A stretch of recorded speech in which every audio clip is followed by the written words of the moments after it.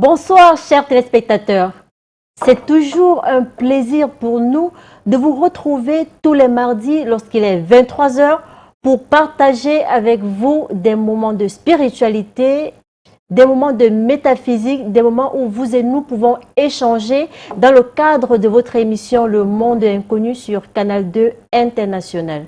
Vous aurez vos rubriques habituelles, la chronique qui va se faire en deux parties, la réflexion, la page pratique, le SOS téléspectateur.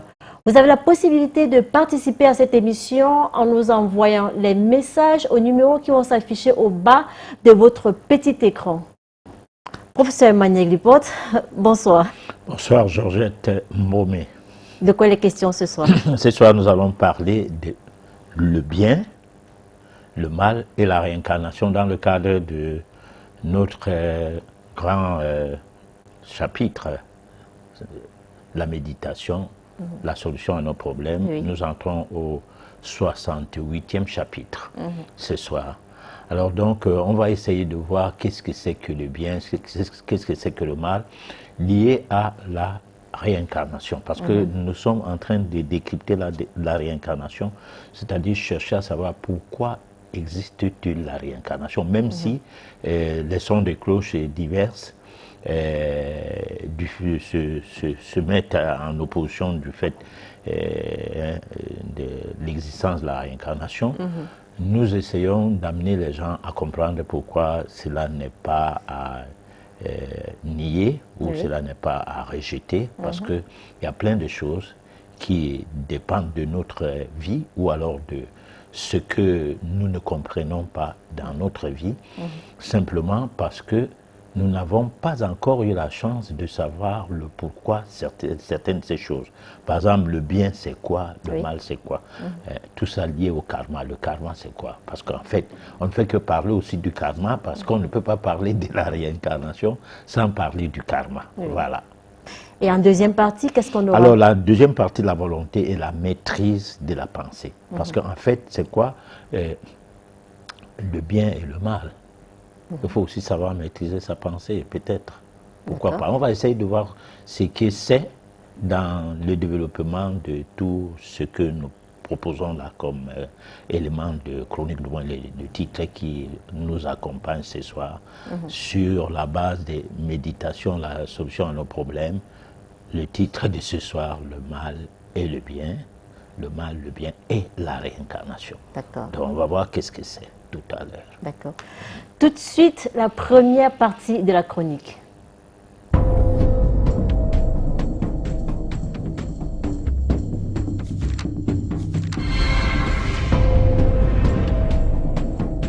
Méditation, la solution à nos problèmes, chapitre 68. Le bien, le mal et la réincarnation. Savons-nous que l'existence de chaque personne est sous le gîte d'une véritable charade? Ceci évolue sous un prisme mystérieux du karma et de la réincarnation. Certes, il est vrai qu'à plus d'une édition, nous parlons du karma. Mais il n'est pas interdit d'élargir des explications du karma sur la question du mal et du bien, en des sujets atypiques qui cachent une énigme, pourtant en rapport avec le karma.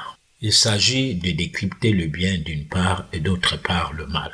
Commençons par le mal puisque ce soit lui qui est à la base des divers types de questionnements à la fois mythologiques, théologiques et surtout philosophiques. Ainsi, lorsque nous avons des ennuis, le mal est ce qui nous permet de réaliser que notre existence sombre dans les angoisses, souffrances physiques et morales. C'est même ce qui nous rend sensibles à certains aspects d'ordre spirituel. Cependant, le mal du point de vue religieux concerne le péché. Ceux qui ne s'intéressent pas à de tels credos considèrent qu'il s'agit d'une situation de difformité métaphysique. Pour l'initié, ce n'est que des angoisses et souffrances chez l'homme qui se traduisent en un fait, celui de son imperfection.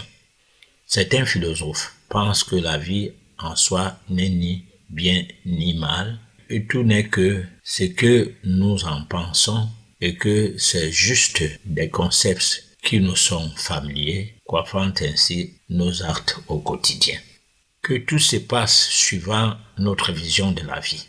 Autrement dit, ce qui est digne d'être poursuivi et accompli est le bien et que ce qui doit être blâmé et empêché est le mal. Sinon, comment le mal est-il devenu possible dans un univers gouverné par un être suprême, bon, parfait et à la fois tout-puissant? Le bien est un ensemble de valeurs morales. Il résulte d'une appréciation portée sur l'activité humaine par l'homme lui-même, faisant partie de l'ensemble de ses actions. Le concept du bien est lié à celui de la satisfaction née d'une action, pensée positive, etc. Le bien est quelque chose de positif pour soi-même et ou pour les autres. Il est vrai que la distinction du bien et du mal est une capacité présente en chacun de nous en la conscience morale. Celle-ci se caractérise dans un premier temps par l'inné ou le tempérament de chaque individu. De même, la dite conscience peut certainement inclure dans l'existence de l'homme des devoirs et obligations, le tout sous le prisme des acquis au-delà de l'inné. Si la conscience morale est quelque chose d'inné, voire naturel, c'est qu'effectivement, la perception du bien et du mal peut être vue comme un commandement venant de notre fort intérieur. On le reconnaît facilement chez des personnes singulières qu'on écoute et suit facilement ou selon le milieu dans lequel elles communiquent, ou tout simplement on nie et rejette ce qu'elles disent. Pour mieux comprendre ceci, on doit retenir que vous avez beau être initié, le partage de vos idées ne fera jamais l'unanimité. C'est donc la conscience morale qui est cette voix en nous qui nous parle et nous guide. C'est ce qui possiblement peut nous permettre de différencier le bien et le mal. Elle nous permet également de modeler notre comportement. La conscience morale nous accompagne dans nos jugements, suivant l'essence de la mesure de la valeur de nos actes, nous incite d'être à même de mieux observer nos devoirs existentiels vis-à-vis des autres et de nous-mêmes. Un véritable instinct qui nous conduit vers notre liberté spirituelle et c'est d'ailleurs elle qui est certainement notre juge infaillible. Cependant, les religions pensent que tout a été créé initialement bon et ne s'est mis à perdre progressivement sa bonté qu'au cours où le mal a fait son apparition.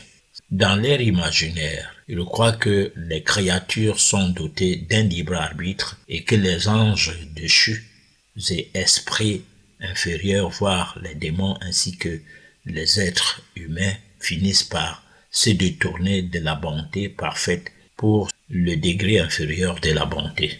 Quelle drôle d'imagination!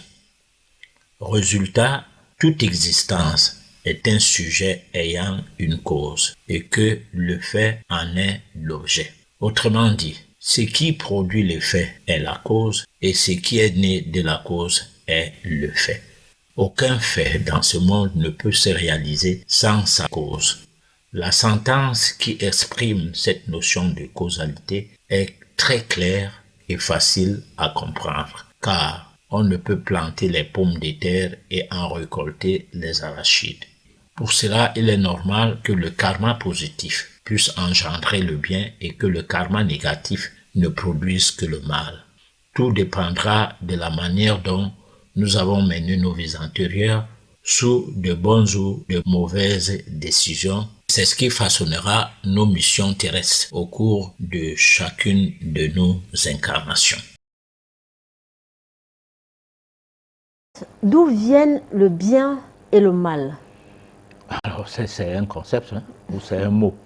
C'est deux mots qu'on utilise pour essayer de moraliser les gens. Mais sauf que dans la moralisation des gens, chacun a sa façon de s'y retrouver. Il y en a des donneurs de leçons qui ne sont pas à même de savoir pourquoi ils disent ce qu'ils disent, mais qui sont convaincus que ce qu'ils disent, c'est ce qu'il faut dire. Et il y en a qui pardon, prennent conscience que ce qu'ils disent, c'est ce qui doit être dit et font des efforts de ne pas tomber dans le bourbier de l'arrogance ou bien dans le bourbier d'un comportement de suffisance. Donc le mal, c'est quelque chose qu'on ne sait pas trop qu'est-ce que c'est. Le bien non plus. Mais sauf qu'on on ressent le mal quand on est angoissé, quand on a ses problèmes personnels de la vie, soit qui viennent seuls, on ressent un mal, soit qui sont supposés nous venir des autres. Par exemple, lorsqu'on parle de la sorcellerie, de l'envoûtement, de la magie noire, où on peut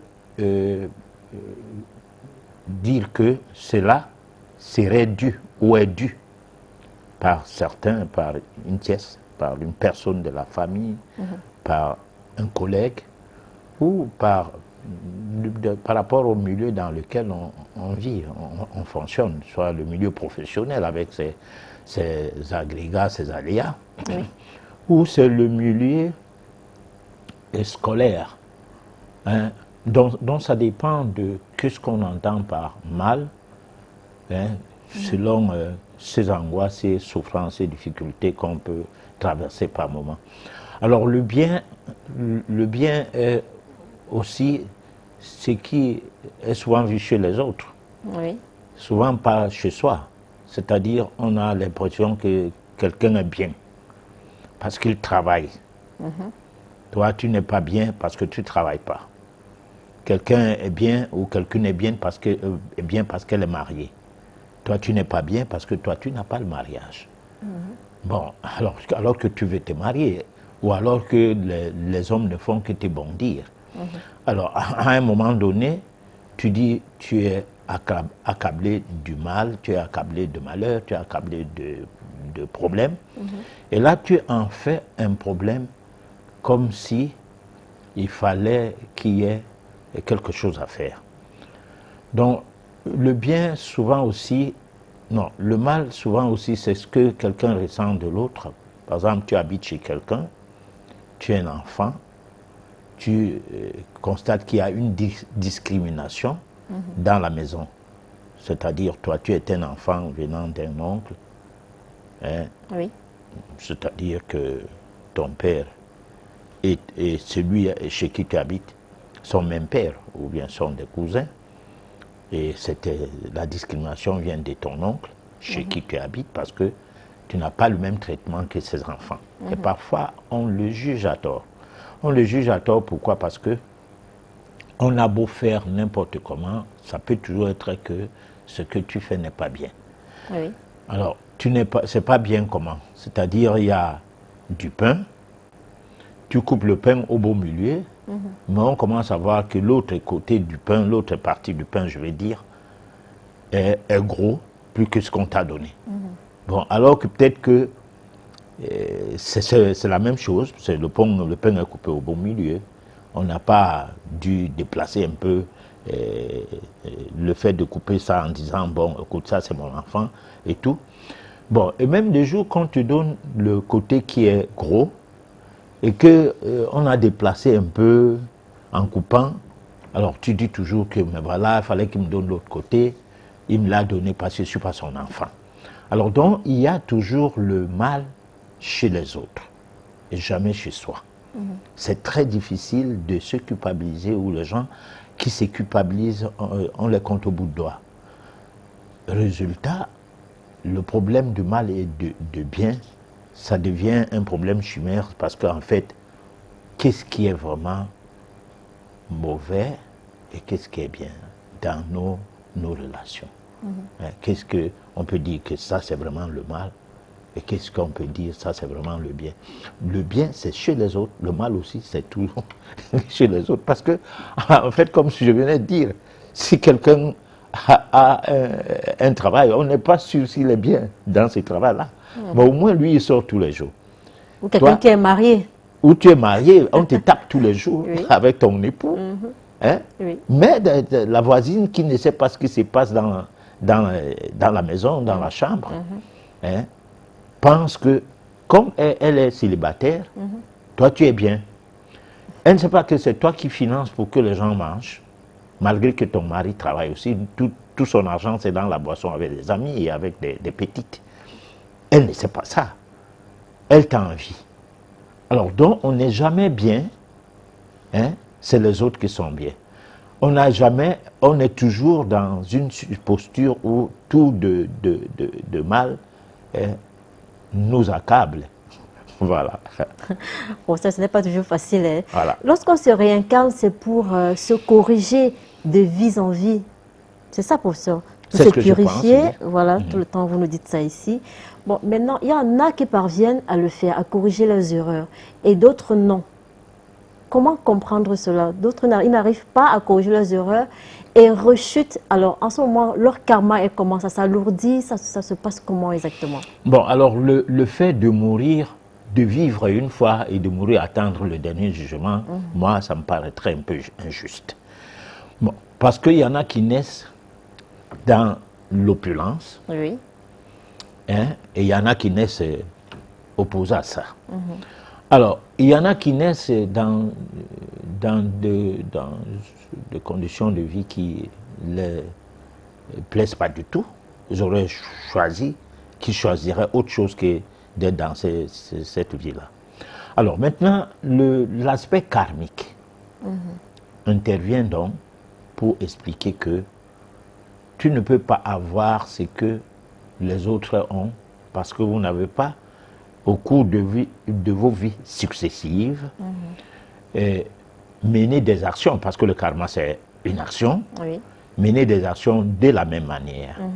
C'est-à-dire, la prise des décisions au cours des vies successives n'étaient pas les mêmes, n'étaient pas identiques.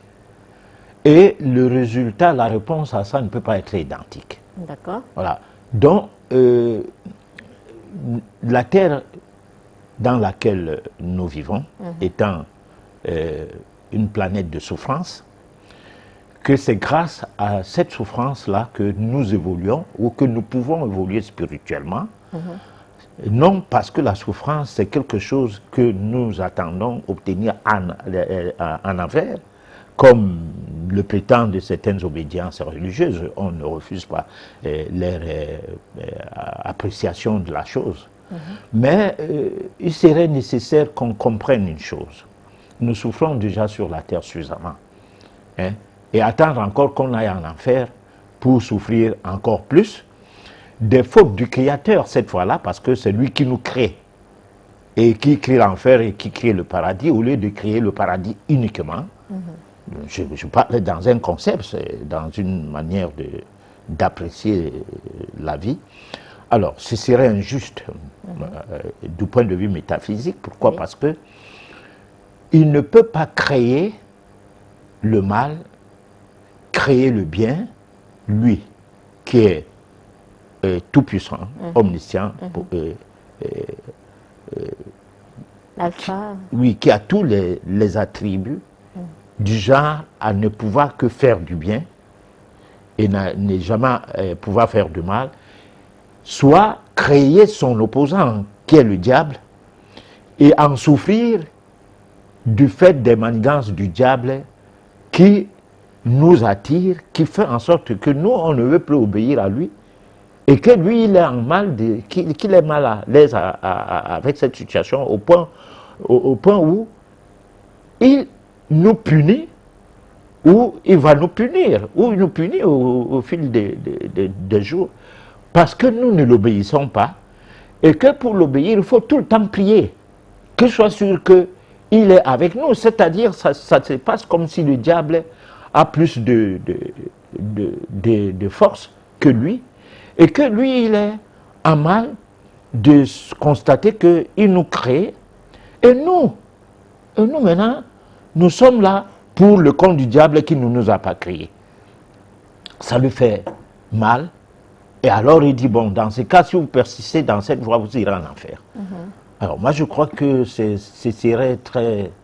Bon, on ne juge pas Dieu, comme le disent ceux-là même, que c'est blasphémé à vouloir le juger.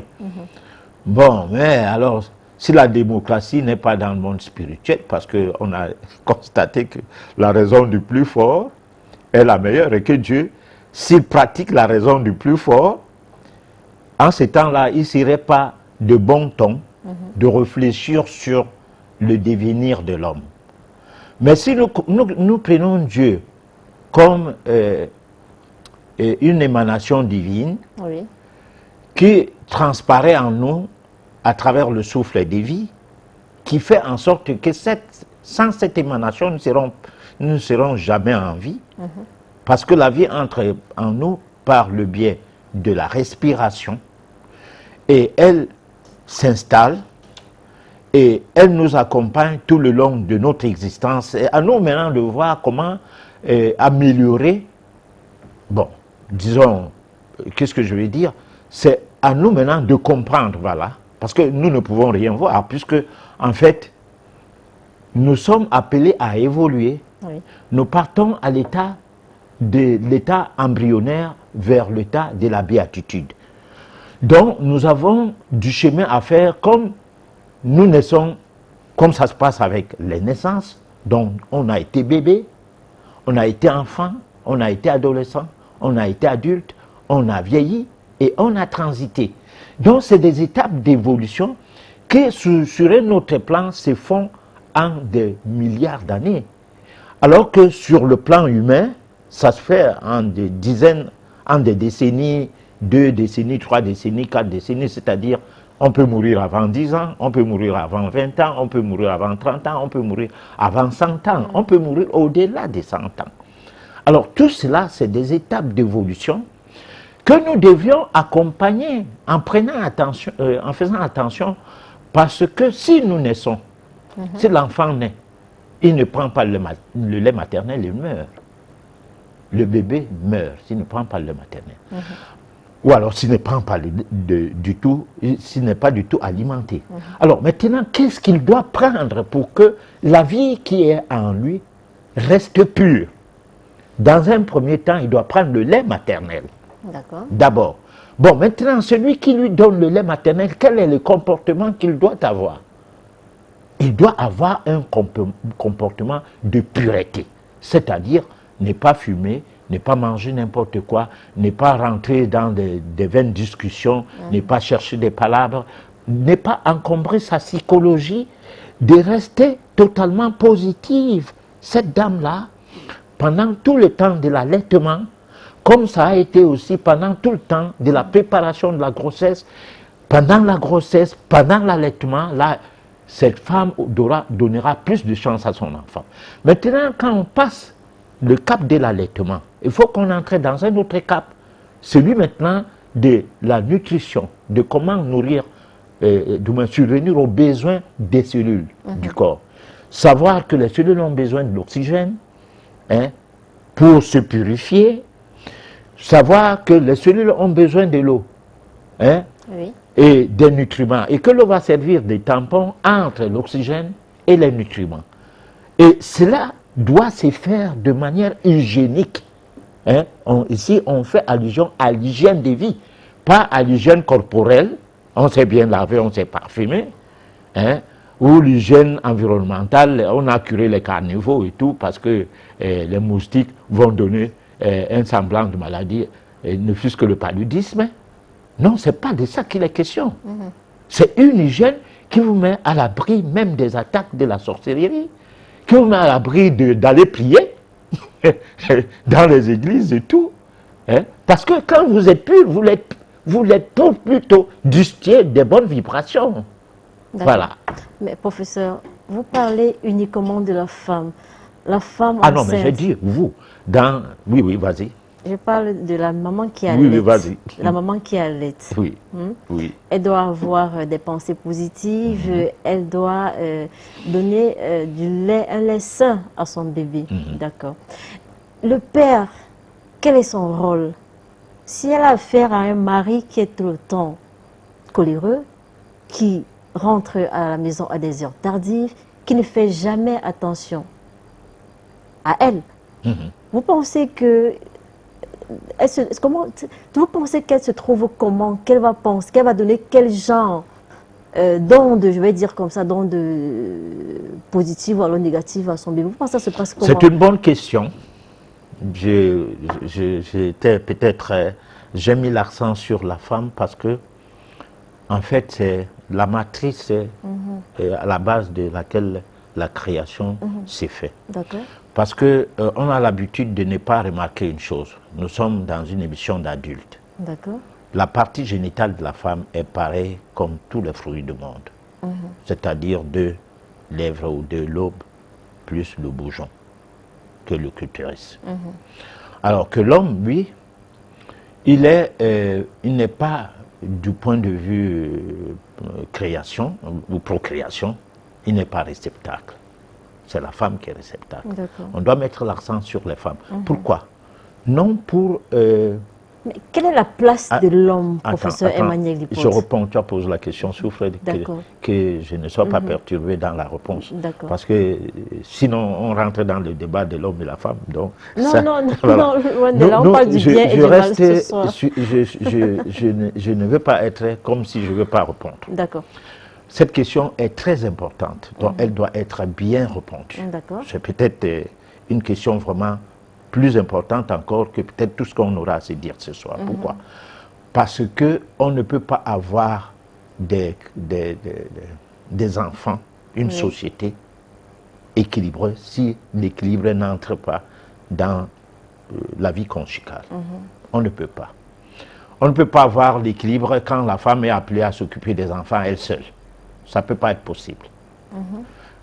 Inversement, la femme qui fugue, qui quitte la maison et laisse le mari avec les enfants, il n'y aura pas une société équilibrée. Ça, c'est des choses d'abord qu'on doit bannir. D'accord. Voilà. Bon, maintenant, revenant sur l'aspect métaphysique des responsabilités du couple, et tant du côté de l'homme que du côté de la femme, je dis et je reviens.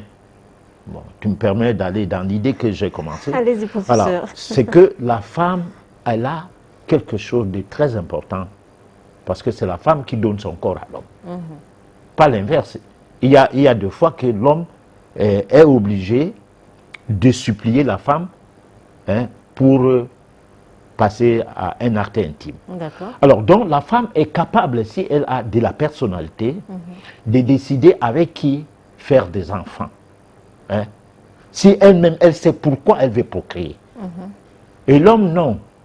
L'homme, c'est un chien de chasse, c'est quelqu'un qui pose des actes comme un chien qui fait pipi partout et retrouve le repère sur son chemin grâce à ses réflexes. Bon, par contre, la femme, c'est pas ça. La femme doit savoir si elle est là pour la motivation. Elle va faire des enfants qui seront dans la motivation. Elle doit savoir si elle est là pour la spiritualité. Elle va faire des enfants qui seront spirituellement...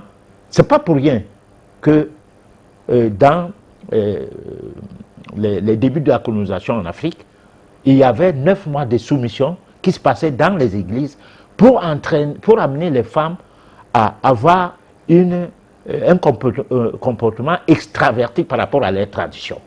Et ça a réussi. Parce que les femmes aujourd'hui ne sont plus traditionnellement celles qui étaient hier. Les femmes ne buvaient pas de l'alcool pendant toutes les périodes de procréation. Aujourd'hui, elles rivalisent d'adresse avec des hommes. Les femmes ne fumaient pas de la cigarette, etc. Aujourd'hui, la femme est l'égale de l'homme en des bêtises et non... Bon, voilà. Donc, je mets l'accent sur ce côté. Bon, cependant, le spermatozoïde de l'homme est ce qui est, en fait, de nature à produire le noyau dans la cellule qu'est l'ovaire. C'est-à-dire, c'est le germe qui va permettre à ce que la procréation soit possible. Alors, on va donc poser la question maintenant pour revenir à la responsabilité de l'homme. Est-ce qu'il faut donc déposer n'importe quoi dans la femme et pour obtenir quel genre d'enfant? Alors donc, on a vu des enfants naître avec les yeux alcooliques parce que le monsieur est terriblement alcoolique. Et ces enfants commencent à boire de l'alcool étant tout petits et fumant de la cigarette et se fichant de tout comportement spirituel possible, parce que ce qui a été à la base de de l'énergie, de la substance énergétique déposée dans l'ovaire, l'ovule, l'ovaire de la maman, je ne sais pas là, alors, a été fait pour que ce qui arrive arrive. Bon, donc, ça ne veut pas dire que la responsabilité revient seulement à la femme. Mais je dis ceci, c'est la femme qui décide qui allait. Ce n'est pas l'homme. L'homme, lui, il peut aller avec tout le monde, même avec les chiens. On a vu les hommes faire des enfants avec des fous ou des folles. Hein? Donc, ça arrive à un niveau... Oui. Oui, Ça veut dire que l'homme devrait également avoir un comportement vraiment décent à la maison. Oui, mais c'est ce que je dis, que le comportement de l'homme ne permet pas à ce que la femme qui a fini par choisir un homme dont elle ne savait pas que c'est comme ça qu'elle s'est comportée, ou dont elle était emportée par l'amour, du fait du karma. Oui, parce que des fois, tu vois bien que l'homme, s'il fume, il boit n'importe comment, il n'est jamais rangé, Oui. mais tu fais avec. Au départ, c'est-à-dire d'entrée de jeu, tu sens bien que ce monsieur, je vais seulement me battre. Et des fois, tu dis, bon, mais je vais le changer. Et tu n'arrives pas à le changer. Ok. Ah, c'est ça. Que faire quand on est confronté au mal? Comment agir en non-violence quand le mal, sous de multiples formes, notamment de violence, est trop présent dans notre quotidien, professeur Emmanuel Deportes? Bon, alors là, le mal, il y a plusieurs mots. Il y a le mal, disons, professionnel, il y a le mal conjugal, il y a le mal, je ne sais pas moi, les brimades et tout. Parlons du mal conjugal. Voilà. Parce que si on ouvre le mal de manière... Le mal conjugal. Bon, alors si vous êtes dans une situation, parce que le mal conjugal peut aller dans deux sens. Soit l'homme est devant une pression qui lui fait mal par rapport au comportement de sa femme, soit la femme est régulièrement sous pression par rapport au comportement de son époux. Alors, maintenant, qu'est-ce qu'il faut faire? D'une part, on ne dira rien. Pourquoi? Parce que qui se ressemble, s'assemble. On a une dette karmique. On doit la payer. C'est ce que nous déplorions une fois ici, que Oshinachi était tuée par son mari, la chanteuse nigériane.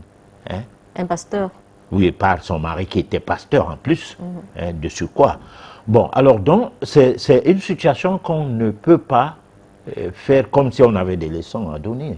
Non, c'est des situations assez complexes qu'il faut tout simplement essayer d'amener de gens à trouver des bonnes personnes qui peuvent conseiller. Parce que des fois, quand on est dans une situation du genre, on a honte de dire que tout le temps on est tapé par sa femme. Surtout. Ou à la femme religieuse, comme le cas de Oshinachi. Tout le monde ressentait qu'il y avait des coups de sévices sur elle et tout. Mais malheureusement, elle ne voulait pas qu'on en parle. Pour ceux qui assistaient par exemple à des gifles, du mois où elle était en studio, hein, et que l'arrangeur se retrouve devant une situation où son mari vient la gifler devant lui, et que on essaye d'en parler. Elle dit non, laissez, la prière va aider. Hein. Nous ne sommes pas chrétiens pour rien, la prière va aider jusqu'à en mourir.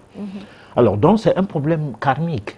Ce n'est pas un problème qu'on peut résoudre. Mais vous remettez tout, professeur, sur le karma. Oui. Tout, c'est le karma. Est-ce qu'on doit donc croiser les bras, c'est le karma? Non. Non. Je veux bien comprendre. Hein. Non plus. Comment sinon, se maîtriser? Sinon c'est que je fais comme ceux qui disent aller prier. C'est ce que vous êtes en train de faire. Le karma... Comment agir en non-violence face à une situation difficile? Le karma voudrait que ton mari soit d'abord colosse, très fort, et qu'il te tape aller-retour sans que tu ne puisses rien faire. Et qu'en plus, tu n'as même pas d'esprit de vengeance, qu'on peut même trouver chez les bêtes, parce que si tu tues un bœuf là où il y a les autres bœufs, ne t'étonne pas que les bœufs la retournent contre toi. Bon, donc, mais toi, on va te taper, tu ne vas rien dire, tu ne vas rien faire. Tu vas même à la famille, hein, ton mari viendra à la belle famille, et on va essayer de vouloir conscientiser ton mari, tu vas dire non, c'est mon mari, je ne veux pas trop de discussions, tu vas regagner la maison. Alors, on a vu des cas pareils. Alors, tu me dis que c'est quoi? Le gars n'a pas charmé la personne, parce que la famille n'est pas restée les bras croisés. La famille a essayé de se réunir et de chercher des solutions jusqu'aux solutions métaphysiques, jusqu'à voir des voyants. Et on constate qu'il y a un problème assez louche, c'est qu'il n'y a rien. Un problème karmique. Oui, il n'y a rien. Et pourquoi elle ne comprend pas qu'elle va finir par mourir entre les mains de ces messieurs-là? Alors c'est qu'il y a un problème karmique. Pourquoi refuser de parler du karma en ces temps-là? Hein? C'est que tu as une dette que tu es en train de payer, et c'est là où sort ta souffrance dans cette relation, dans ce foyer. Alors donc, on n'est pas parfois impuissant parce qu'on ne peut rien. Il y a les femmes qui se vengent. Elles se vengent. Il y a des hommes aussi qui ont été tapés. Moi, j'ai connu un cas où le monsieur était tout le temps tapé par son épouse et qui arrachait l'argent à chaque fin du mois. Hein, et qui lui donnait ce qu'elle voulait de cet argent-là. Et le reste, elle l'utilisait comme elle voulait. Mais l'homme, un jour, il s'est arrangé comme sa femme n'accouchait pas, aller prendre les choses comme quoi c'est les remèdes. Et au bout de ça, il fallait l'attacher, lui, l'homme, en premier. Oui. Hein, et puis attacher la femme en dernière position. Et puis, quand il a réussi à attacher la femme, il a bien bastonné. Bon, il y a d'autres hommes, il est avec son frère, dans le noir, il arrange que les ampoules s'éteignent, et puis son frère vient et tape bien sur sa femme. Hein? Bon, ça c'est des mesures de violence contre violence, mais cela ne réussit toujours pas, parce que tu peux toujours vouloir le faire, et puis ça crée autre chose. Voilà, donc moi je ne sais pas, moi je dis seulement que il faut, c'est pourquoi nous sommes dans le cadre des méditations, la solution à nos problèmes, obligés de relever des pans de la vie des individus qui veulent méditer pour les amener à comprendre que la méditation, ça s'apprend. Et la prière, on peut s'élever à tout moment, et à tout bout de champ prier. Par exemple, lorsqu'il y a un repas, on dit prier. Quelqu'un priait avec la salive dans la bouche, et parfois... Hein? D'accord. Voilà. On va passer à la deuxième partie de la chronique qui nous parle de la volonté, maîtrise de la pensée.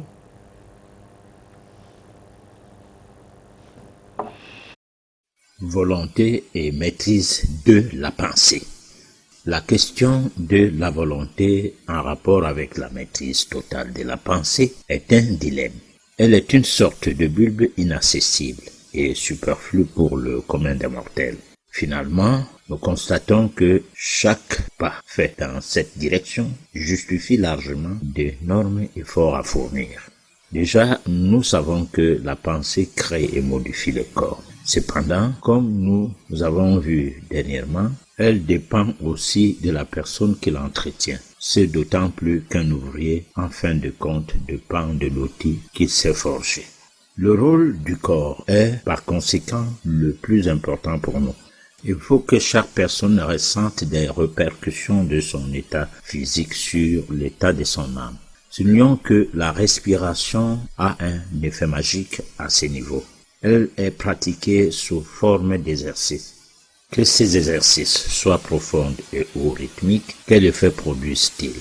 Est-ce de simples effets ou qu'ils agissent sur notre physique et sur nos fonctions métaphysiques en général et ou particulièrement sur nos réactions affectives, sinon que nos pensées concernent aussi toutes nos sensations et émotions. C'est ce qui, en bien ou en mal, nous permet d'agir, d'être courageux et ou sans étreint, timide ou agressif, irritable, déprimé ou optimiste. Il s'agit de faire certains mouvements, de les accompagner d'une respiration consciente associée à une profonde concentration pour dénouer les oppressions qui nous accablent, sans que les circonstances de la vie nous changent et sans que nous ayons atteint le prisme de la volonté. En passant par ces exercices respiratoires issus d'un simple jeu de muscles et du souffle, nous pouvons parvenir à nous délivrer. Bien entendu que cela ne serait possible qu'à une seule condition, le fait d'observer les règles qui sont en rapport avec les lois de la nature. Notre corps est un instrument délicat, infiniment précis, très sensible à toute insuffisance d'entretien, à tout dérèglement d'organes, si nous y mettons quelques soins, en essayant de le rajuster ou d'en augmenter le rendement dans d'étonnantes proportions. Si nous avons tant que peu soit réfléchi, nous aurons compris que nous sommes les seuls capables d'entretenir le corps en bon état que nulle autre personne. Le talon de mesure de l'impact de la volonté devrait commencer sur les choses simples, à l'exemple de quoi comment veiller sur notre santé dont nous sommes les seuls responsables. Nous pouvons bien entendu demander des conseils, recevoir un appui momentané. Mais si nous ne nous décidons pas à observer les lois qui nous régissent, les lois qui régissent notre vie, par paresse ou en nous livrant à des abus, nous sommes fatalement condamnés. Il est indispensable que nous portions le plus grand intérêt à l'entretien de notre corps, qu'il faille que nous l'ajustions et le maintenions en état comme on le fait avec toute machine, afin que ces organes fonctionnent toujours parfaitement. Cette façon de mieux l'entretenir ne doit pas se faire par des moyens artificiels, mais par le contrôle des fonctions naturelles dont il faut connaître le mécanisme. À aucune fois, nous pouvons parler de la méditation et de la spiritualité sans tenir compte de toutes ces réalités. Ceci étant, nous devons savoir que le médecin du corps ou de l'âme peut être appelé au secours. Il peut contribuer à mettre de l'ordre si nous ne présidons pas activement nous-mêmes à la bonne marche de nos fonctions organiques autres, et si nos infractions à la bonne règle sont fréquentes, personne ne nous sauvera. En ce cas, nous aurions bien tort de s'attendre à quelque chose de positif dans notre vie venant d'autrui. Professeur Herman Yeklipot, comment observer les lois qui régissent notre vie? C'est les lois de la nature. Ces lois sont basées sur 4 éléments: l'eau, le feu, l'air et la terre. D'accord. Le fonctionnement de l'eau, on doit savoir comment l'eau fonctionne en nous et au-delà de nous. Comment l'air fonctionne en nous, au-delà de nous. Comment le feu fonctionne en nous, au-delà de nous, ainsi de suite. Alors, c'est d'une complexité qui voudrait bien que on y mette la volonté, c'est-à-dire qu'on fasse tout pour comprendre cela, c'est-à-dire qu'on aille vers la connaissance. Parce que la connaissance, ça s'acquiert, ça ne se partage pas comme le bout de pain, ça ne s'achète pas, comme les inscriptions dans une université, non. La connaissance, ça s'acquiert. Donc quand on a fini de faire l'école, on doit entrer maintenant à l'école de la vie, et derrière l'école de la vie, on doit avoir la faculté de réfléchir, donc la réflexion. Derrière ça, on doit se retrouver on doit reconnaître qu'en recherchant à réfléchir, parce que tout le monde est intelligent, je le dis tout le temps, mais tout le monde ne réfléchit pas. Alors, en réfléchissant, on va tomber dans le raisonnement. Et en raisonnant, on va tomber à la raison. Et avec la raison, on va découvrir la vérité. Et cette vérité ne sera pas sa vérité, ça sera la vérité universelle. Et c'est derrière la vérité qu'on va déboucher à l'absolu. Et c'est l'absolu qui est Dieu. Donc l'homme ne peut pas vouloir connaître Dieu en allant dans la logique de faire des prières ou de se mettre dans les aspects où la morale s'est limitée sur un certain nombre de choses. Donc c'est quand il doit aller dans le sens de la connaissance des lois de la nature qui sont régies par ces 4 éléments dont je venais de dire là tout à l'heure, en décryptant chacun de ces éléments minutieusement, à travers la respiration, à travers l'eau, à travers les nutriments, pour ce qui est de la nourriture, ça va maintenant changer son mental, Oui. hein, c'est-à-dire sa psychologie, si nous pouvons parler terre à terre. Et c'est ce qui fait que la réponse à la situation, à ta question tout à l'heure, comment contrer la violence, Oui. dans tous les points de vue, pas seulement dans le point de vue conjugal, c'est en ayant un comportement respectueux vis-à-vis des lois de la nature. Là, je m'explique. On ne peut pas être une opposition alcoolique, comme dans les pays du monde, où les gens boivent de l'alcool, font n'importe quoi, après ils disent le président doit foutre le camp et machin. Non. Si tout le monde se range dans le sens de mener une vie, hein, dont l'hygiène de vie naturelle sera de mise, on ne boit pas n'importe quoi, on ne mange pas n'importe quoi et tout, on va créer une société avec d'autres formes de vibrations. Parce que ce n'est pas pour rien qu'on laisse la dépravation, surtout dans les pays occidentaux, où c'est la dépravation qui est la démocratie. Bon, et la dépravation fait qu'on maîtrise facilement la population. Si une population, que ce soit aux États-Unis, que ce soit en France, se range à ne pas tomber dans les pièges des États, des gouvernants, qui donnent l'impression que vous êtes libre de boire, de manger, de faire tout ce que vous voulez, alors, il n'y aura pas de grève. Il suffit que les gens se réunissent et mettent des pensées positives vis-à-vis de leur président, on le transforme. Ou alors, s'il n'arrive pas à être transformé, puisque l'amour est là. C'est-à-dire, quand vous aimez quelqu'un, et que vous l'aimez sincèrement, et que vous aviez une vie saine, la personne se transforme. Auquel cas, l'amour devient une arme contre ses méfaits. Là, je réponds maintenant à ta question. Hein? L'amour devient une arme contre ses méfaits. C'est-à-dire, il s'affaiblit, il ne peut plus te taper, lui-même ne comprend plus rien. Hein? C'est la même chose.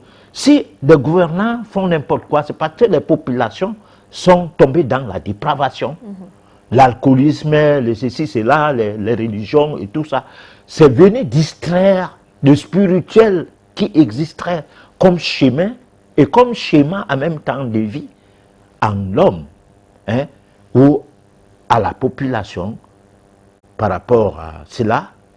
Alors, le boulevard est ouvert pour que les gens soient maltraités. Voilà. J'aimerais que vous nous parliez de l'effet magique de la respiration. Alors, la respiration, son effet magique, c'est que la respiration améliore d'abord le fonctionnement des cellules.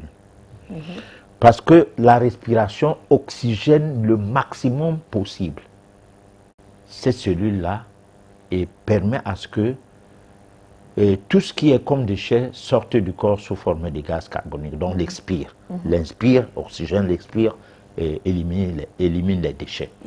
Alors c'est ce qui fait que parfois quand on est constipé et que on a mangé de la nourriture qui a provoqué des reflux, des remontées gastriques, comme on dit souvent, si vous vous mettez à respirer pendant longtemps, près d'une heure, inspirez, expirez, inspirez, expirez, vous allez vous retrouver d'aller au sel. Alors si vous faites les sels, alors la pression qu'il y avait en ce qui concerne les gaz, qui sont des cellules gazeuses, et qui à un moment donné est mise sous pression, alors c'est là où provient ces remontées gastriques. Alors donc, on va respirer et on va se purifier.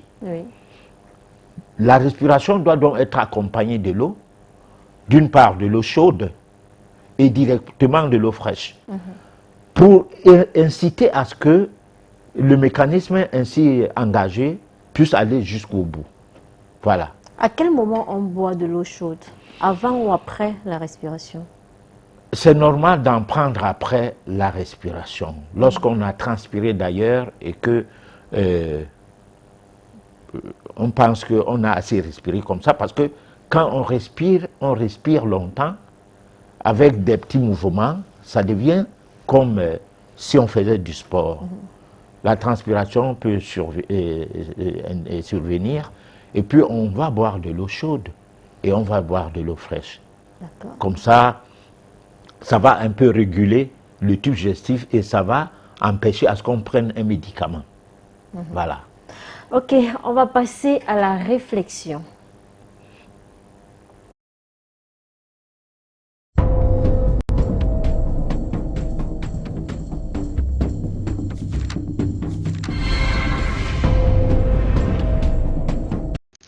Les linguistes et les anthropologues ont relevé qu'existent dans toutes les langues humaines des concepts pour dire le dépassement de soi dans l'interdépendance, pour dire, comme l'écrivait le poète John Donne dans son recueil Méditation en temps de crise, que nous ne sommes pas des îles, et pour rappeler, comme l'a fait Virginia Woolf 300 ans après John Donne, que nous faisons partie de l'océan, que nous n'en sommes pas extérieurs, que l'océan existe parce que la vague existe et parce qu'une vague est constituée d'une multitude de gouttes d'eau que nous sommes aussi.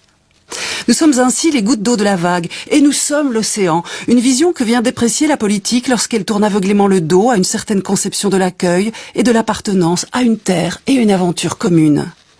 Deux mots d'origine latine, proches phonétiquement et de signification contraire, témoignent que nous avons toujours le choix entre hospes et hosties, entre l'accueil et l'hostilité, entre l'inclusion et l'exclusion, entre l'embrassement et l'embrasement. Il y a plusieurs années, le philosophe et théologien spécialiste du bouddhisme, Raymond Panicard, avait raconté l'histoire suivante à l'essayiste Christiane Singer. Un Américain en poste en Afrique australe, désireux d'occuper des enfants en leur proposant un jeu, suggéra de faire la course avec, pour le premier arrivé au bout de l'épreuve, une récompense comme il se doit.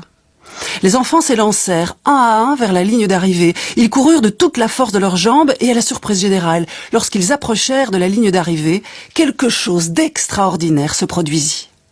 Les enfants ouvrirent grand leurs bras et se saisirent les mains et dans une grande chaîne solidaire et dans un vent de poussière d'or, écrit Singer, ils coururent ensemble et franchirent ensemble la ligne d'arrivée. Il n'y eut pas de premier, pas de dernier, aucun vainqueur, aucun perdant. L'esprit de compétition inscrit au cœur du sport était pulvérisé. Lorsque l'on interrogea les enfants sur leurs gestes pour vérifier s'ils avaient bien compris la règle du jeu, ils invoquèrent un concept, une notion en usage dans les langues bantoues qui se dit « Ubuntu ». Le terme a été employé par le prix Nobel de la paix Nelson Mandela et par Desmond Tutu pour désigner une notion parente dans nos langues à celle de fraternité et d'humanité, pour désigner que nos destins, quoi qu'il nous en coûte de les envisager ainsi, sont inextricablement liés et que cette co-appartenance à un monde commun constitue la seule manière de penser ce qu'il y a de plus grand en nous que nous-mêmes. Dans la culture Xhosa et dans les langues bantoues, Ubuntu est résumé dans le dicton « Je suis parce que nous sommes ». Et puisque nous sommes, je suis. Et vous, qu'en pensez-vous?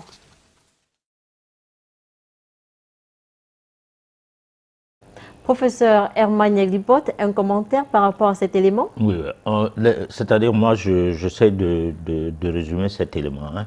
Il faut créer un environnement où qu'on ne dise pas que nous sommes sur un village planétaire pour le dire seulement.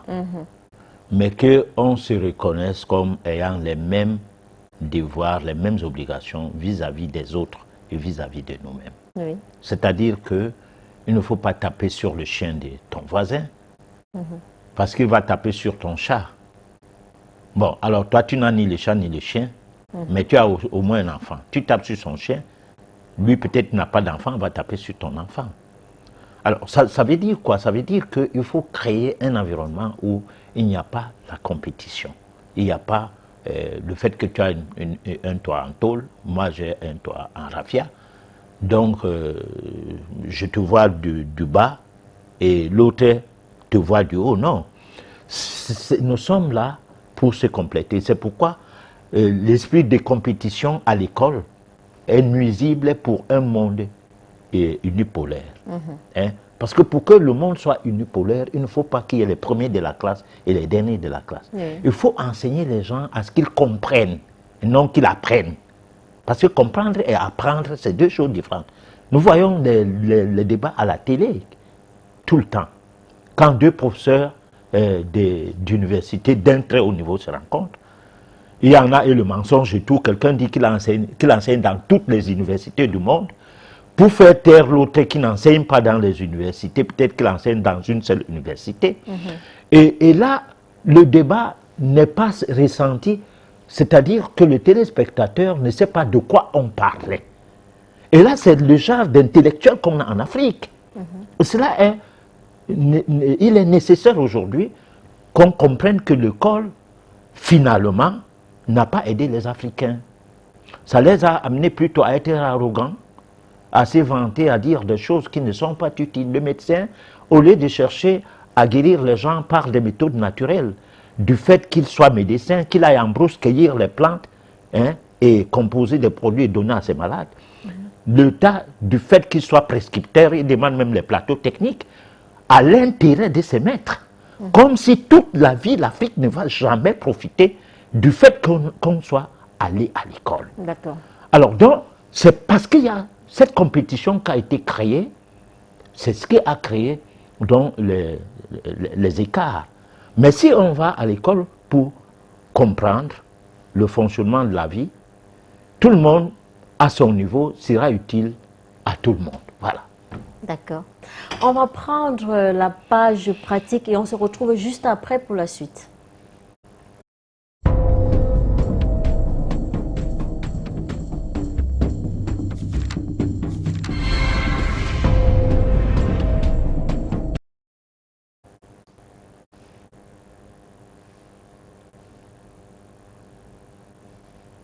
Selon moi, il y a vraiment un manque de clarté autour des additifs alimentaires, mais un des gros problèmes, c'est que pour démontrer les impacts sur la santé, ça prend du temps. Aujourd'hui, Consomac se penche sur les additifs alimentaires présents dans nos assiettes. Colorants, conservateurs, agents de texture, les additifs alimentaires sont des substances chimiques ou naturelles ajoutées en faible quantité aux aliments industriels pour en améliorer la saveur, l'apparence ou encore la durée de conservation. Sur les emballages, on les retrouve dans la liste des ingrédients, mentionnés soit par la lettre E pour Europe suivi d'un chiffre, soit par leur nom. Ils sont plus de 300 à être autorisés par l'Union européenne et font l'objet d'une évaluation par l'Autorité européenne de sécurité des aliments. La plupart sont absolument inoffensifs. Cependant, une partie d'entre eux pourrait se révéler problématique sur le long terme. On constate notamment qu'il peut y avoir un délai particulièrement long dans certains cas, entre le moment où les scientifiques recommandent de limiter, voire d'interdire purement et simplement un additif, et la mise en œuvre concrète par la réglementation sur le terrain. De plus se pose le problème de l'indépendance de l'évaluation. En effet, il faut savoir que les autorités qui vont délivrer les autorisations de ces additifs se basent sur une simple relecture des études qui leur sont transmises la plupart du temps par les fabricants eux-mêmes. Mieux vaut donc s'armer d'une loupe ou d'une bonne paire de lunettes pour traquer ceux posant question dans la liste des ingrédients. L'autre solution reste de privilégier les produits bruts, c'est-à-dire non transformés. L'UFC Que Choisir a fait une revue des données scientifiques sur les risques éventuels de ces différents additifs alimentaires et les a classés de vert pour les additifs qui sont d'une parfaite innocuité, à orange pour les additifs peu recommandables, jusqu'à rouge pour les additifs à éviter. Or, nous avons dénombré pas moins de 87 additifs qui sont peu recommandables, voire à éviter, ce qui représente tout de même près d'un quart. En bio, en revanche, il n'y a que 48 additifs qui sont autorisés, ce qui réduit d'autant les risques potentiels.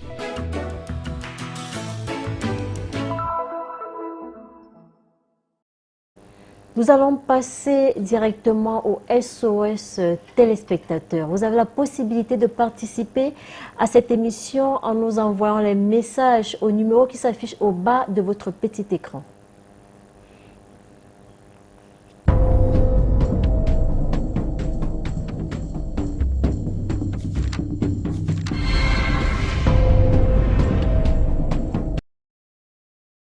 Professeur Herman Yaglipote, merci beaucoup pour l'édification. J'aimerais beaucoup vous rencontrer pour le cas de ma petite sœur qui souffre depuis des années du mal gastrique. C'est pas, la personne ne va pas appeler à l'antenne parce que, bon, c'est son souhait. On va discuter si moi je comprends quelque chose de mal de sa petite sœur, je comprendrai. C'est là.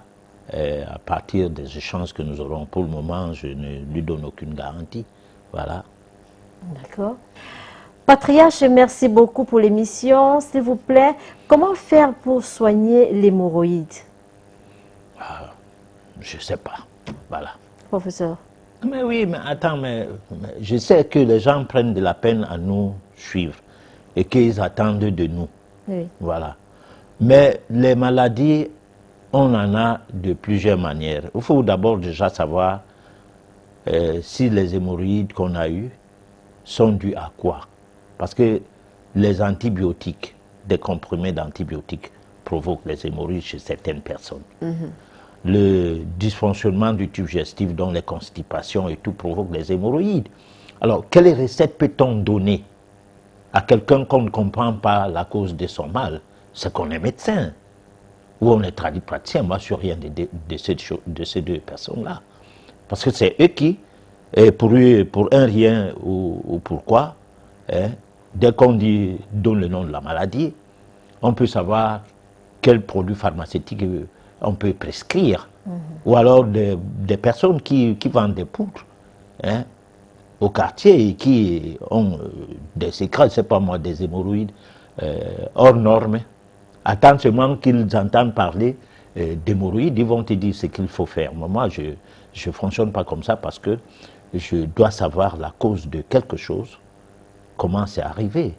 Parce qu'en fait, le véritable problème est que les maladies évoluent de l'enfant jusqu'à un certain âge par le biais de nos comportements. C'est-à-dire les maladies que tu avais quand tu étais tout petit, si on ne les avait pas soignées d'une certaine manière, tu n'aurais pas eu des complications. Si on aurait dû donner la chance à l'organisme de se refaire par lui-même en utilisant des méthodes naturelles, qu'on appelle souvent dans le jargon holistique les simples. C'est-à-dire quelqu'un qui constipe peut avoir des maux de tête. Les maux de tête mal soignés peuvent devenir des céphalées, des migraines. Alors maintenant, si on a pris part, du moins, si on a pris acte sur son indigestion, qu'on n'avait pas besoin de lui donner des médicaments pour ses maux de tête. Bon, c'est pas aussi simple que ça, mais je donne ça comme des repères qui voudra ce que on essaie d'étudier le problème avant de donner une recette. Voilà. Parce que j'ai vu ta réaction. Bon. Et puis après, les gens vont écrire là, ah ouais, il veut escroquer les gens hors antenne. C'est pourquoi vous ne voulez pas répondre aux questions. Oui, parce qu'après, ils vont... Non, c'est pas ça. J'explique pourquoi moi, je ne donne pas des recettes, parce que je ne suis pas censé... Il faut une consultation, en fait. Je ne suis pas censé tout connaître. Bon, et puis, je ne consulte pas les gens. Les gens doivent me consulter. Ils doivent venir m'exposer les problèmes. S'ils pensent que je peux les être utile, nous étudions ça ensemble. Parce que je ne suis pas censé connaître les problèmes à dépasser eux-mêmes. Tu manges seul, tu bois n'importe quoi, tu le fais par toi-même. Comment tu penses que c'est quelqu'un qui va te dire de quoi tu souffres? Ça, c'est les médecins qui font qui acceptent ce genre de manigances. Mais moi, je pense qu'il faut être sérieux. Avant que tu ne te plaignes d'une chose, il faut que toi-même, tu te poses la question, c'est arrivé comment? Et puis maintenant, c'est ça que dire, aller consulter. C'est-à-dire, la personne vient consulter quelqu'un qui va l'accompagner à comprendre son problème. Celui qui consulte et celui qu'on consulte, c'est deux personnes différentes. Moi, je ne consulte pas les gens. Moi, on me consulte. Et j'essaye de dire des choses par rapport à ce que j'entends. Donc là, j'écoute. Alors, les gens qui consultent n'écoutent pas. La plainte à peine dit que la prescription s'ensuit. Voilà. D'accord. Bonsoir, je m'appelle Daniel, je vis à Douala. Ça fait aujourd'hui 2 mois que j'ai les photos de ma femme nue. Elle a envoyé cela à son ex-copain. Nous avons 2 enfants. Aidez-moi, comment je peux faire? Alors, vous avez les photos de votre femme nue. Bon, ça veut dire que votre femme, vous êtes un peu convaincu que c'est son ex, ou bien alors c'est quelqu'un qui est en intimité avec elle. Bon, là, ça, vous êtes convaincu comme ça.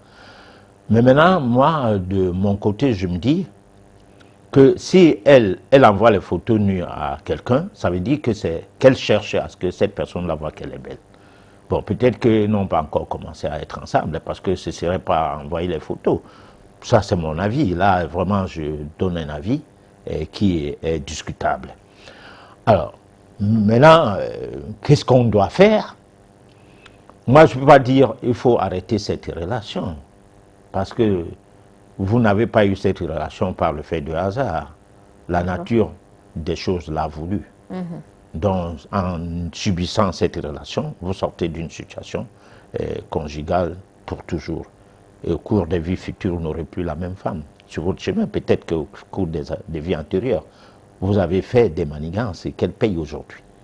Et le fait de vouloir accepter la chose comme ça va l'amener à un moment donné à se calmer. Et puis, peut-être un jour, elle va demander pardon, c'est tout. Voilà. Parce que quand vous devenez positif vis-à-vis d'un acte vraiment insupportable, ça devient compliqué. Le cas de le dire, un monsieur qui prend son épouse en flagrant délit, parce que supposé aller en voyage, et dès qu'il arrive à l'agence, il a même acheté le billet, il constate que le voyage qu'il fait, c'est pour aller présenter un dossier, et que le dossier est resté à la maison. Oui. Et qu'il ne peut pas voyager. Il s'excuse et demande à ce que le bus parte pour qu'il vienne chercher le dossier. Il n'a personne sous la main et à la maison, il n'y a personne pour venir lui donner le dossier. Il se retrouve que, à son retour dans la chambre est, du moins dans la maison, la chambre est ouverte et il entre pour prendre le dossier qui était au chevet du lit, parce qu'il le lisait dans la nuit. Bon. Et au chevet du lit, là où son épouse est avec son amant, il prend doucement le dossier et il s'excuse. Il s'excuse en plus de les avoir perturbés. Il reprend son chemin, voyage, fait son voyage. Alors, à son retour, il trouve que son épouse est venue avec sa famille, a fait appel à sa famille, c'est ce que je veux dire, a fait appel à sa famille. Parce qu'elle se dit que quand son mari va venir, c'est l'hécatombe. C'est-à-dire, ça sera quelque chose de pas possible. Son mari, du retour, constate qu'il y a plein de monde chez lui. Et puis, il entre dans la maison, il se change, il se lave, il se change. Bon, et il demande qu'on donne à boire aux gens, parce que ils sont là, peut-être n'ont pas bu et tout, parce qu'ils ne les voient pas très gais. Bon, alors finalement, on donne à boire, les gens boivent, et puis, on attend qu'ils réagissent ou qu'ils disent quelque chose, on ne dit rien. Sa femme commence à pleurer. Hein? Que son mari veut la tuer. Bon, mais lui, il dit quoi? Il ne comprend rien. Mais c'est les gens qui sont là qui disent que, mais il s'est passé un problème ici, c'est pourquoi nous sommes venus. Il dit, mais lequel? On est étonné qu'il ne dit même pas qu'il a vu sa femme avec un homme. Alors qu'il y avait la lumière. C'était pas dans l'obscurité. Alors, c'est comme ça qu'on résout les problèmes. La femme, là, à plus jamais, elle ne sera plus avec un homme parce qu'elle a peur que son mari fasse des pratiques. Et c'est pourquoi il ne dit rien. Alors, donc, il y a toujours des solutions à tout problème sans utiliser la force ou le mécontentement d'un certain genre. Je ne dis pas que moi, je le ferai à sa place. Je ne parle pas de moi. Je parle d'un cas qui s'est produit et qui soit vrai. Voilà. Ok. Juste pour rappeler que les numéros qui s'affichent au bas de votre écran sont réservés aux messages. Les appels se font hors antenne. Nous avons ce message de Eboa Gustave depuis le Burkina Faso. Bonsoir le grand sage, j'ai perdu ma mère depuis 1 an. Je veux rentrer au Cameroun mais rien ne marche pour obtenir de l'argent pour rentrer.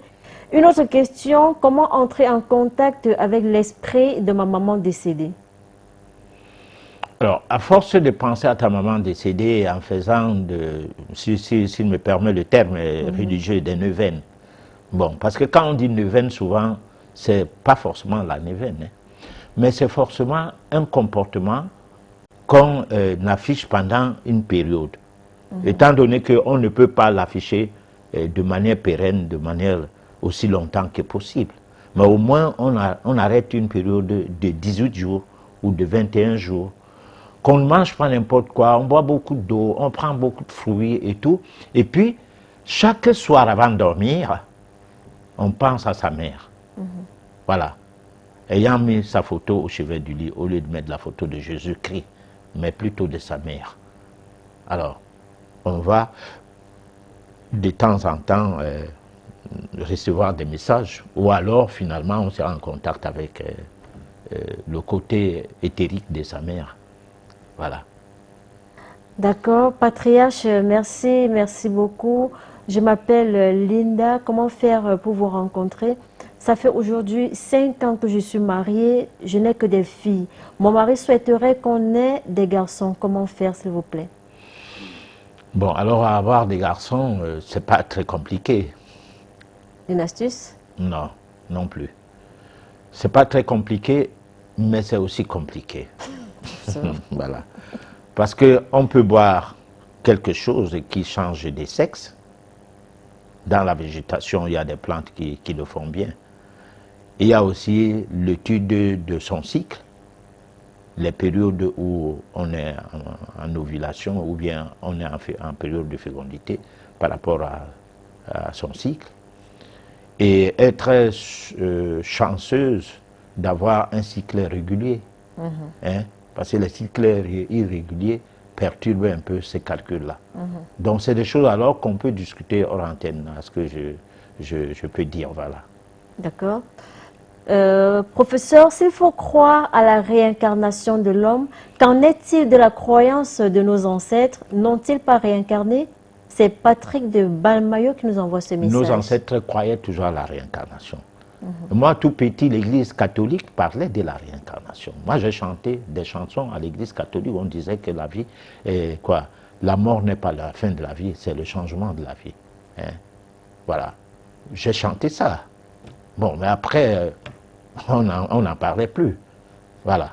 Et nous allons jusqu'à un jour à l'autre au cours de cette émission pour clôturer le chapitre de la réincarnation. On sera obligé de s'appuyer sur certains versets bibliques. Voilà. D'accord. J'aimerais bien savoir ce qui se passe lorsque vous vivez une action réelle et en même temps vous avez l'impression que cette action-là avait déjà été vécue avant et identiquement. C'est Steve qui nous envoie ce message. Ce qui se passe, c'est que c'est normal que vous soyez quelqu'un qui est différent des autres personnes par rapport à son incarnation, par rapport à cette incarnation. Parce que chaque incarnation est égale à une mission donnée. Donc vous avez une mission, et cette mission, il faut à ce que vous fassiez tout pour la comprendre. Parce que tout ça là n'est qu'évocateur. Voilà. D'accord. Patriarche, je m'appelle Cindy. Ça fait aujourd'hui 3 ans que je suis mariée. Je suis 2e femme, mais je suis très malheureuse. J'aimerais savoir si je peux quitter mon mari.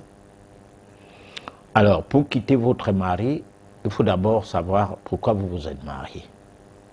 Si vous êtes marié pour quitter ce mari-là, ou alors si vous êtes marié pour une période, parce qu'on appelle ça mariage cyclique, c'est-à-dire un problème cyclique, un problème rythmique, vous pouvez bien quitter votre mari, parce qu'en fait, il y a le coup de foudre.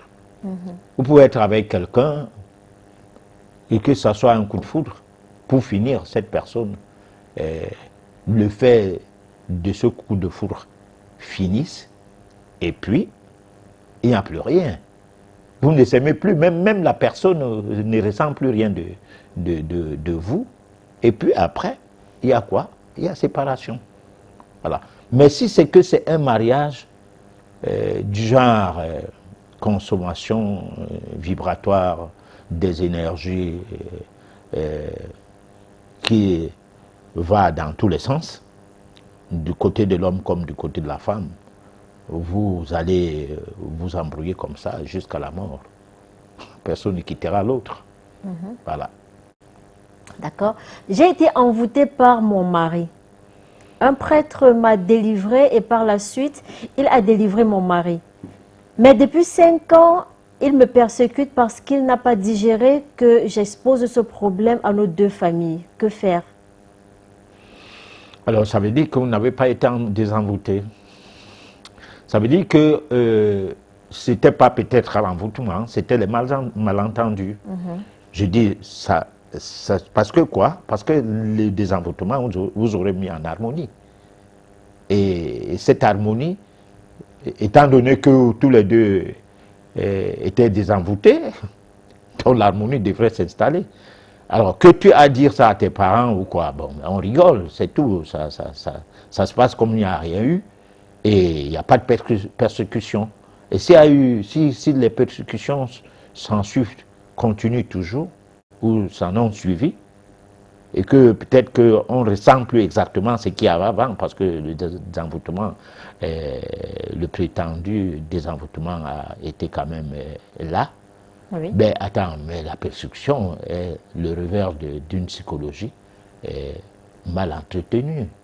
Parce que si c'est le désenvoûtement, on est complètement libéré de toute forme de faits néfastes que l'envoûtement aurait dû créer, et l'harmonie installée, on n'est pas en train de se battre encore pour s'harmoniser. Non, on est en harmonie. Et qu'on dise des choses, ça fait rigoler, tout simplement. Voilà. D'accord. Professeur, je suis Roger de Yaoundé. Du point de vue métaphysique, est-ce que coucher avec une femme avec préservatif, c'est réellement coucher avec cette dernière? Bon, alors, est-ce que Dieu a créé les préservatifs? Dieu a créé le sexe. Bon, du point de vue métaphysique, le préservatif vient faire quoi? Même dans le questionnement individuel. Hein? L'homme est métaphysique. Bon, le sexe fait partie de l'homme. L'homme avec grand H. Le préservatif vient faire quoi dans une relation? Si ce n'est le mondanisme. Alors, qu'est-ce que le mondanisme a d'important du point de vue spirituel sur l'homme? Rien. C'est tout ce que je peux donner comme réponse à cette question. Voilà. D'accord. Chaque fois, j'ai l'impression de voir l'avenir et elle se répète dans ma tête constamment. Comment faire? C'est Doumbé depuis Douala qui nous envoie ce message. Alors, quand on est focalisé sur l'avenir, on peut perdre sa personnalité. Parce que j'entends les gens dire souvent, je suis encore jeune, j'ai de l'avenir. Mais 5 ans après, il meurt. Son avenir était sur 5 ans. C'est-à-dire, il avait 30 ans quand il disait qu'il est encore jeune, il a de l'avenir. Donc, il fait n'importe quoi contre sa vie pour mourir dans 5 ans. Et c'était ça son avenir. Pendant ce temps, celui qui a 50 ans, à qui il disait ça, lui, il restait vivre 20 ans encore. Ou 30 ans. Alors, donc, l'avenir, c'est quelque chose qui ne sert à rien. C'est le présent qui est l'avenir. Parce que, en fait, fais ce que tu as à faire aujourd'hui, parce que tu ne sais pas ce que demain sera. Ne fais pas ce que ce que tu as à faire aujourd'hui, tu dis, je le ferai demain. Alors que tu dois faire ça aujourd'hui, parce que ce qu'il y a à faire, c'est que chaque jour, on dit suffit sa peine, chaque jour, il faut faire ce qu'il y a à faire. Comme quoi, fais tout, que chaque jour soit ton avenir. Voilà. D'accord. Patriarche, je m'appelle Christophe. Je voudrais savoir si l'on peut soigner une insuffisance rénale dans le cadre de la médecine traditionnelle. Il n'y a aucune médecine efficace à dépasser la médecine traditionnelle. Et là, je ne parle pas de la médecine régionale, c'est-à-dire, comment on appelle ça, les coutumes. Je parle de la médecine traditionnelle qui est universelle. Parce qu'il n'y a pas que médecine traditionnelle en Afrique. La médecine traditionnelle est mondiale. Quand l'OMS dit que 80% de la population va en médecine traditionnelle, fait confiance à la médecine traditionnelle, elle fait allusion à la population mondiale. Sauf que les Africains, ils aiment trop entendre et ils disent que la population africaine, non, c'est le monde entier. Le système médical officialisé s'impose à tout le monde pour les affaires, parce que les industriels doivent faire tourner les usines et vendre les médicaments. Ce n'est pas des malhonnêtes. Pourquoi? Parce que quand on lit les notices, ils donnent plein d'avertissements sur la notice par rapport à leurs médicaments et par rapport aux composants des produits. Alors donc c'est des hommes d'affaires. Mais sauf que c'est eux qui gèrent les États. Ils sont des pourvoyeurs du pouvoir financier jusqu'à placer à la tête des États. C'est un président de la République par le biais du vote tronqué dans les pays du Nord. Hein? Oui. Pas en Afrique, parce qu'en Afrique, c'est des États, c'est un État colonial qui gère les élections. Néocolonial, quoi, qui gère les élections. S'il dit que tu ne veux pas quitter, on te tue. Je veux mon regard avec Idriss Déby. D'accord. Voilà. Je suis Aristide depuis Burkina. J'ai tellement de problèmes que je n'arrive pas à comprendre. Constipation, maux de tête chronique, rêves oubliés, sensation au niveau de la poitrine quand je suis assis pendant une longue durée. Un seul problème. Le seul problème, c'est la constipation qui est comme la tige. Le reste, c'est les branches. Dès qu'il va abdiguer sa constipation, tous les autres problèmes vont disparaître. Bon, alors donc, qu'est-ce que je peux lui donner comme conseil?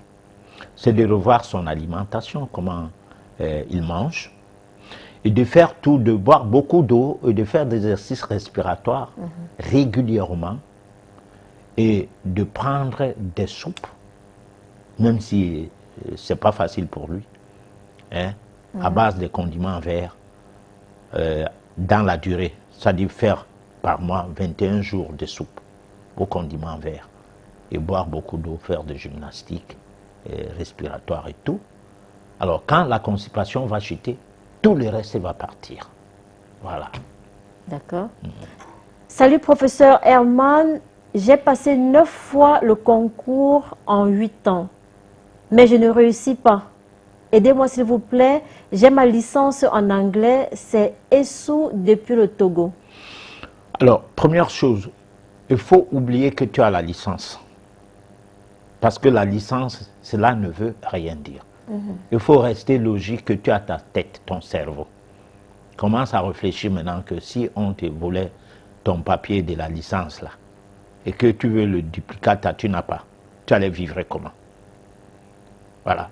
À partir de là, tu vas créer un nouvel environnement qui va te permettre de vivre avec ton cerveau et ton cœur. Les deux éléments en toi suffisent pour trouver une nouvelle orientation à ta vie, parce que ne restons pas les Africains dont on nous a dit que sans l'école, nous ne serons rien.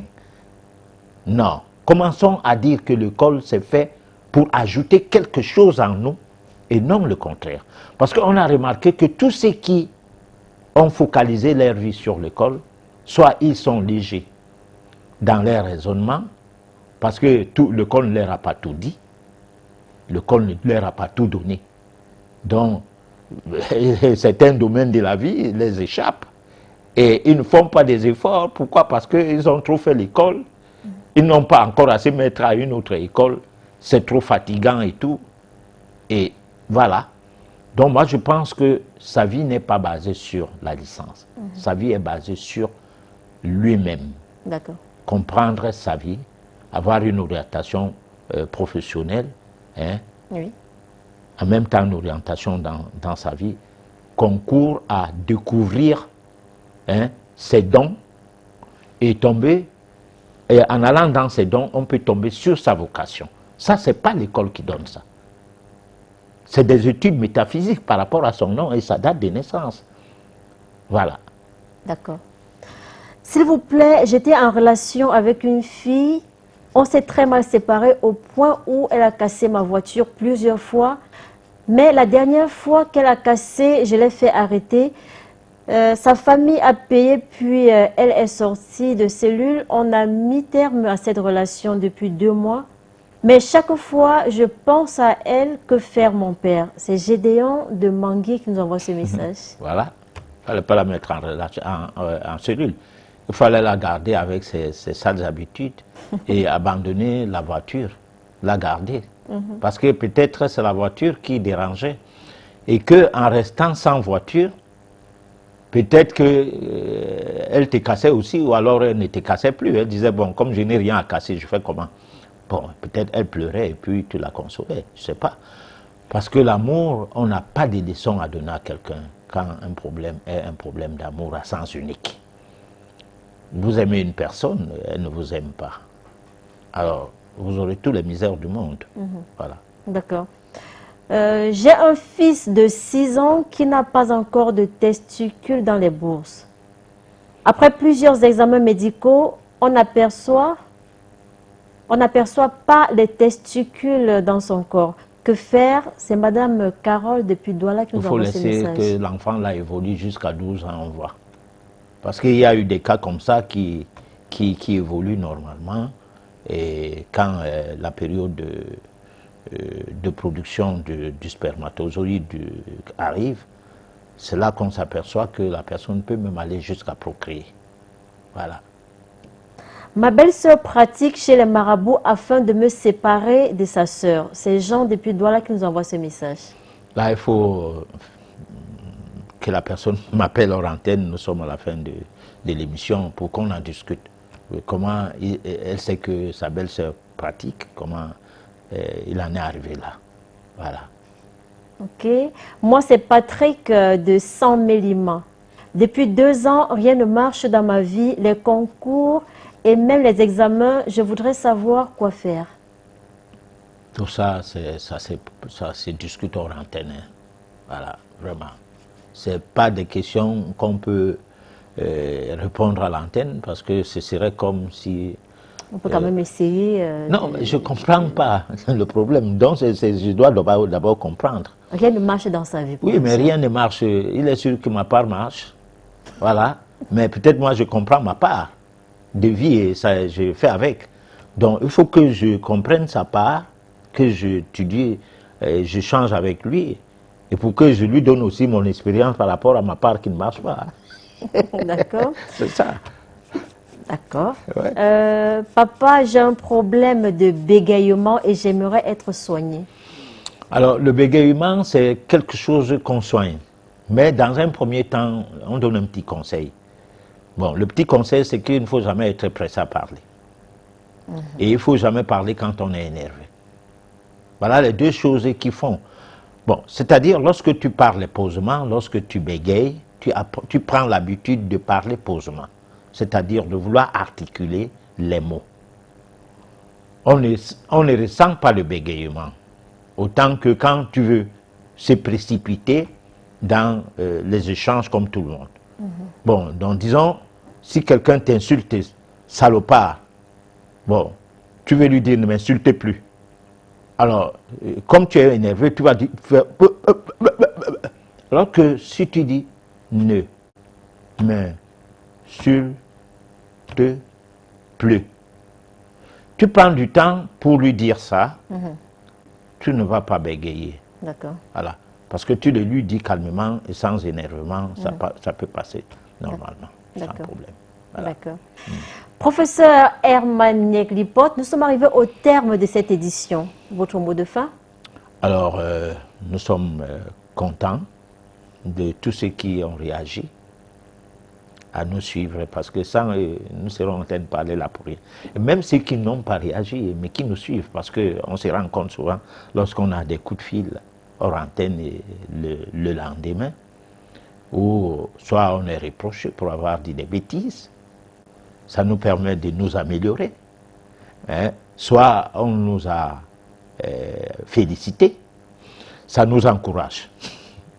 Parce qu'il ne faut pas toujours dire que je n'aime pas les gens qui me félicitent. Non, ça encourage quand même. Oui. Bon, ceux qui disent du mal sont même plus qui font faire du travail, du bon boulot. Et comme on n'est toujours pas sûr d'avoir fait du bon job, nous attendons les réactions des gens. Et à eux, nous disons bonsoir. Voilà. D'accord. Merci beaucoup, professeur Herman Neglipot. C'est la fin de cette édition. Merci, merci infiniment à vous de nous avoir suivis du début jusqu'à la fin. Retrouvons-nous mardi prochain à partir de 23 h. D'ici là, portez-vous bien.